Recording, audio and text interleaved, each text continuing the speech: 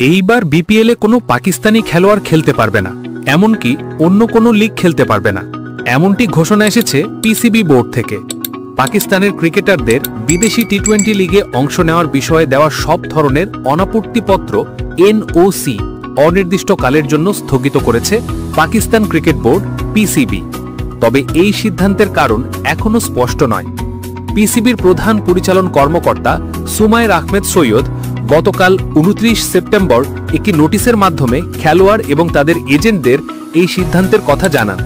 নোটিশে বলা হয়েছে, পিসিবির চেয়ারম্যানের অনুমোদন সাপেক্ষে বিদেশি লিগ ও টুর্নামেন্টে অংশগ্রহণের জন্য খেলোয়াড়দের সব অনাপত্তিপত্র পরবর্তী নির্দেশ না দেওয়া পর্যন্ত স্থগিত করা হলো। হঠাৎ কেন এমন সিদ্ধান্ত নেওয়া হলো তার কোনো কারণ পিসিবি জানায়নি। তবে ইএসপিএন ক্রিকইনফোকে পিসিবির কয়েকটি সূত্র জানিয়েছেন, পিসিবি নাকি পারফরমেন্স ভিত্তিক একটি নতুন নীতিমালা তৈরি করছে, যার উপর ভিত্তি করে ভবিষ্যতে এনওসি দেওয়া হবে। বোর্ডের উদ্দেশ্য, খেলোয়াড়েরা যেন বিদেশি লিগের চেয়ে জাতীয় দল ও ঘরোয়া ক্রিকেটে ভালো খেলার প্রতি বেশি মনোযোগ দেন। কিন্তু এই মূল্যায়ন প্রক্রিয়া কতদিন চলবে বা কবে নাগাদ এনওসি দেওয়া শুরু হবে সে বিষয়ে কোনো তথ্য নেই।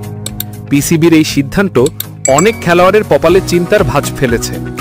আগামী ডিসেম্বরে শুরু হতে যাওয়া অস্ট্রেলিয়ার বিগ ব্যাশ লিগে বাবর আজম, মোহাম্মদ রিজওয়ান ও শাহিন আফ্রিদি সহ মোট 7 জন পাকিস্তানি ক্রিকেটারের খেলার কথা ছিল।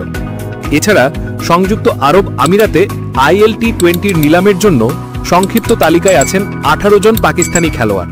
তাদের মধ্যে আছেন নাসিম শাহ, সাইম আয়ুব ও ফকর জামানের মতো তারকারা।